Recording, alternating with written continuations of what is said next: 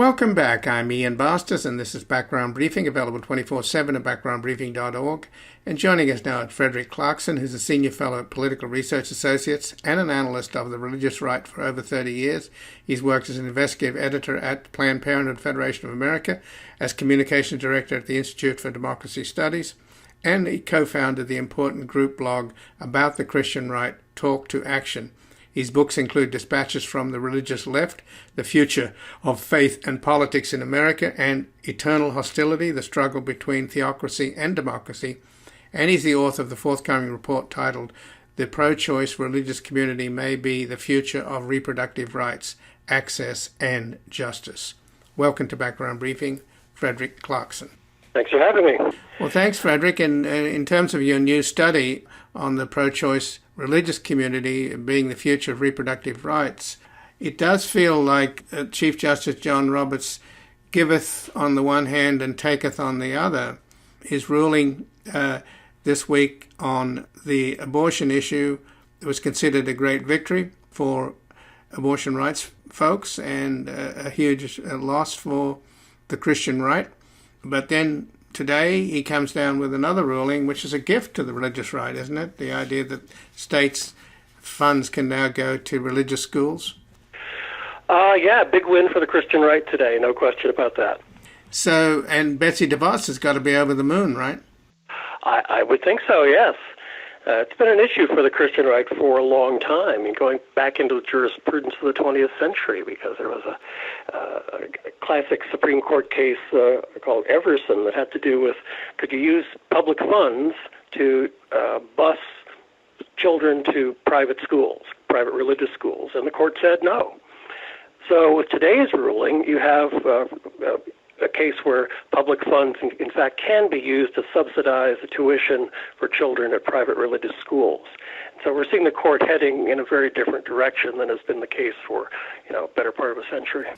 And this case that comes out of Montana, Espinoza versus Montana Department of Revenue, is, as Justice Sotomayor writes in her dissent, weakens this country's long-standing commitment to a separation of church and state. And that's been your life's work, right? Battling to maintain the separation between church and state. So do you see this as, well, how do you see it in terms of the efforts that have been underway for decades to chip away at the wall between church and state? Well, it certainly pokes some holes in it, to be sure, and with potentially widening the holes in the wall as well. Because now that it's okay to subsidize tuition for private religious education, it's likely to open the door to wider kinds of public subsidy of religious institutions and religious activities. And that's probably the biggest concern right now, although in the shorter run, we have public funds going to now subsidize schools that such as Catholic schools that are they're now losing so many students because people don't want to go to them anymore and they can't afford them.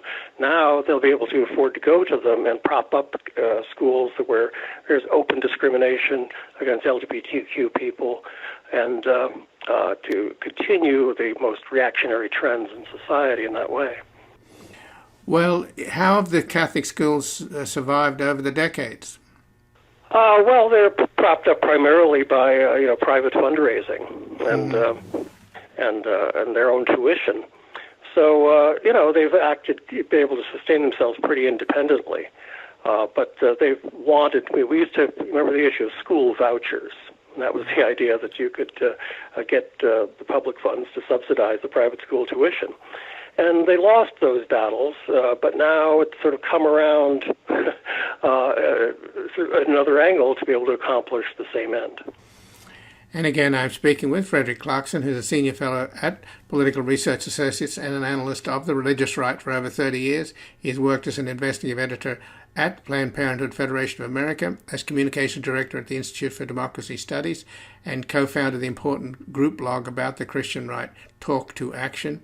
His books include Dispatches from the Religious Left, The Future of Faith and Politics in America, and Eternal Hostility, The Struggle Between Theocracy and Democracy. and he's the author of the forthcoming report titled The Pro-Choice Religious Community May Be the Future of Reproductive Rights, Access and Justice. So let's talk a little bit about your new report, and going back to the decision earlier in the week, again by Chief Justice John Roberts being the deciding vote, but this time striking down a Mississippi law that was clearly designed to ban abortions by simply imposing medical conditions on abortion providers that were impossible to meet. Yeah, that's right. There may be less here than meets the eye, insofar as just a few years ago, in the case of Whole Women's Health, the Supreme Court decided that you couldn't do these things. That is, you couldn't impose undue burden on abortion clinics that were medically unnecessary. And Roberts voted with the minority on that one. He thought that was just fine. So he switched his votes on an almost identical case this time because he believes in the judicial doctrine of stare decisis, which is basically to preserve the institutional integrity of the court, saying, you don't change your mind all the time for no good reason. And so he didn't feel there was a good enough reason for the court to overturn its own decision of a couple of years ago. So it's not particularly groundbreaking in any way, except because it's believed that Roberts is open to overturning Roe v. Wade at some time, but you're just going to have to find the right case and for the right reason. And that's just a matter of time before that happens. Well, that's how the Supreme Court works, isn't it? And that's how the activists feed the Supreme Court. It's known as Supreme Court shopping, where you get cases in that chip away at stuff that you want to get rid of, like, gun control in the case of Heller. And in this case, they've been chipping away at Roe v. Wade forever in terms of the abortion. And of course, in the case they made a strategic error in this case. They went too far. They were trying to get the court to overturn something that they already had decided just a few years ago. So of course you go in with a view towards getting the court to move in a certain direction, but in this case it was a tactical blunder in terms of they couldn't even get Chief Justice John Roberts, who was already on their side. Back to the ruling today, it looks as if this Espinoza case has relied on Trinity Lutheran as a predecessor, right? Again, another example of chipping away. Well, that's right. It's been a goal and a principle to use this sort of false equivalency in terms of what's called equal access. We've seen it with schools. So if schools are going to provide, public schools are going to provide rent space or free space to outside groups, they have to do it on an equal basis, including religious groups. Same principle's been going on with the courts. So in the case of Trinity, there was a public grant available in Missouri to make improvements in institutions. In this case, asphalt for repaving a playground or a parking lot at the Trinity church parking lot. So it was decided that despite what the state constitution says, that that state monies would have to be provided on an equal basis to the churches for something like that. But this takes it even further. It's not just access to public monies, it's actually money for religious instruction, which is a significant advance. It's not quite the same as, but it is based on the Trinity ruling. Well, there's an alarming statistic that something close to 50% of Americans believe in the book of Genesis. They don't believe in evolution. They somehow believe that the dinosaurs were aboard Noah's Ark. So if this is opening the floodgates to religious education, then surely aren't we going to turn our school system into the equivalent of the madrasas that they have in Pakistan and Afghanistan, where you just get anti-scientific religious dogma and that's it? You may end up being able to quote the Bible, but you can't add up what 2 and 2 equals to. Well, that's one way of putting it, but the short answer is yes. They would like to have total freedom for public subsidy of religiously focused education. And that's certainly a goal, so that they can have a parallel counterculture, if you will, or parallel culture that would allow them to do as they will using public funds. That seems to be the general strategic direction right now. But there is one hitch in this vision, including in the current ruling, that may trip them up, and that is equal access to funding means equal access, from other religions as well. So it could very well be that, by this time next year, we will see Muslim schools and Hindu schools, be able to subsidize scholarship tuition for their students. Well, you and I could start a school, right? That's right. And, the Holy Church of Ian and Fred could have our own religious orthodoxy taught in our own academy. Oh, and can we have young maidens sacrifice themselves on our altar? Well, we might bump up against some other laws there, but at least in theory. Okay. Well, let's talk a little bit about your new study, because it seems unusual, shall we say, to feel optimism in this age. So much is going wrong with COVID, with unemployment, collapsing economy, and a president who may be a traitor and probably is a traitor. In fact, he is a traitor. Let's not beat around the bush. So let's talk a little bit about the pro-choice religious community may be the future of reproductive rights, access, and justice. Why do you see it that way? And explain your thesis here, if you will, Brett. Well, sure. I was tasked a little over a year ago with looking into that beyond the horizon of what happens after Roe is, in fact, overturned, because everybody expects that it will be. And is there any hope for relying on the religious pro-choice religious community to begin to organize? And I thought that there was, but I was surprised, I'd say even shocked at just how true that is. Because the fact is that polling over the past 25 years consistently shows that a majority or near majority of all religious people in the United States are in fact pro-choice to one degree or another, and do not support legal restrictions on abortion.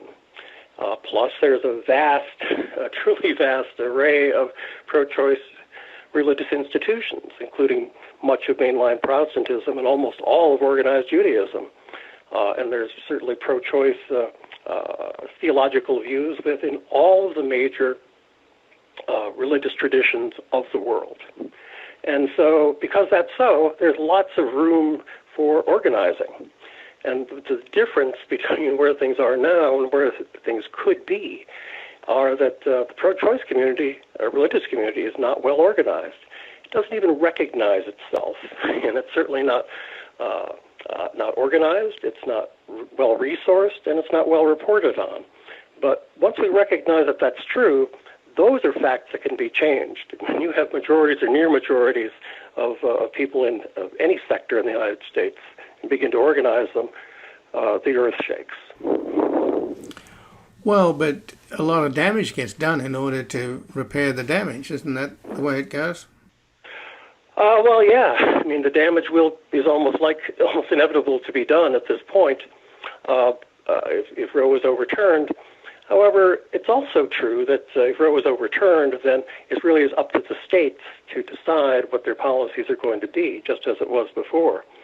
Just because Roe is overturned doesn't mean abortion is criminalized. That's up to the states. So what could start to be done immediately is to begin to elect more pro-choice candidates to state legislatures and other state offices, so that the existing anti-abortion restrictions, such as the one in the recent Supreme Court case, so that those kinds of things don't happen, or that they can be repealed. This is democracy, and people can go ahead and politically exert themselves. And I think it's incumbent on the pro-choice religious community to begin to act politically on their beliefs. So if pro-choice Americans feel the situation is hanging by a thread and it entirely depends upon Chief Justice Roberts, why do you think he's going to turn against the ruling that he just made this week and eventually go after Roe v. Wade?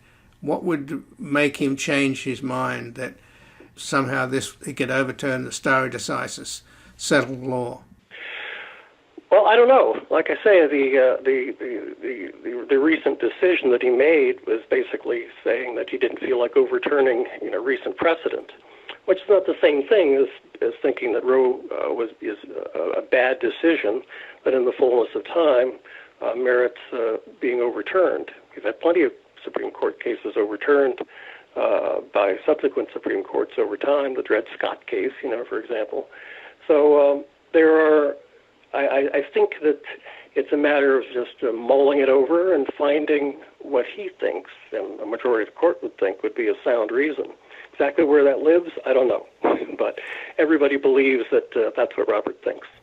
Well, just in closing, given that we have this pandemic that's getting worse in this country, I must say I was absolutely amazed to watch that video of this huge choir in a mega church singing to Vice President Mike Pence. None of the choir needs to say we're wearing masks. Pence actually was. But you just had the feeling that if you could sort of backlight the voices or the spittle, I think is the only way to put it, that's coming out of the mouths, that's why you have wear masks. That's why you have social distancing. Singing is the worst possible way, or it's the most efficient way to spread the virus. So what did you make of it? It was a very interesting moment. Certainly a reckless and dangerous thing to have done. Early on in the crisis, there was a church in Washington State where this very thing happened. The church was choir was singing and not wearing masks. And 79 out of the 83 members of the choir came down with coronavirus. It's likely that something similar will happen here. But this was an instance where Vice President Pence wore a mask for his event when he wasn't speaking, and he recommended that others do so too. Now, only half of his audience at the church were wearing masks, but I think it's to me it suggested a transition that's going on, because not that long ago nobody was wearing masks, and certainly not Mike Pence, and certainly not suggesting that other people do so. It may seem like a small increment, but it's actually kind of a big moment in the transition for that element of society. Right, it's a big moment for Pence to defy his dear leader. So I thank you for joining us, Frederick Clarkson. Well, thank you very much for having me in. And again, I've been speaking with Frederick Clarkson, who's Senior Fellow at Political Research Associates and an analyst of the religious right for over 30 years. He has worked as an investigative editor at Planned Parenthood Federation of America, as communications director at the Institute for Democracy Studies, and co-founded the important group blog about the Christian right, Talk to Action. His books include Dispatches from the Religious Left, The Future of Faith and Politics in America, and Eternal Hostility, The Struggle Between Theocracy and Democracy.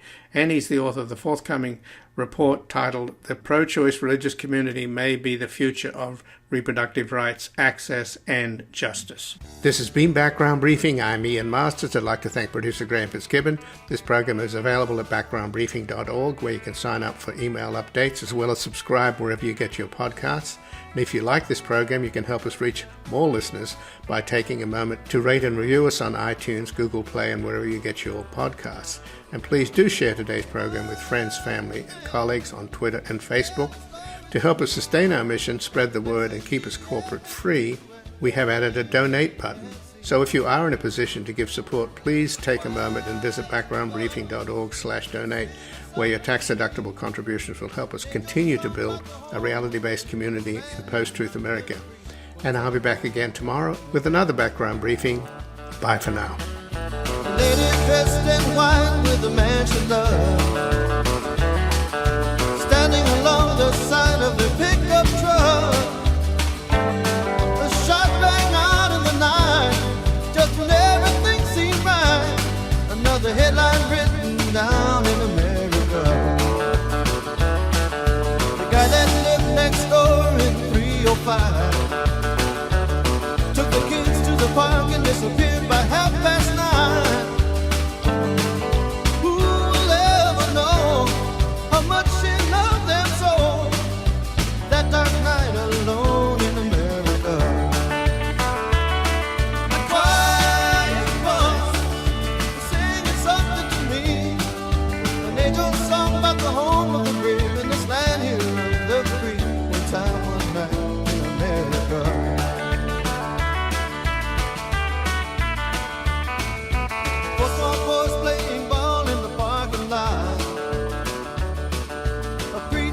preacher and the other became a car. A car skidded into the rain, making the last little one to say, one more light goes out.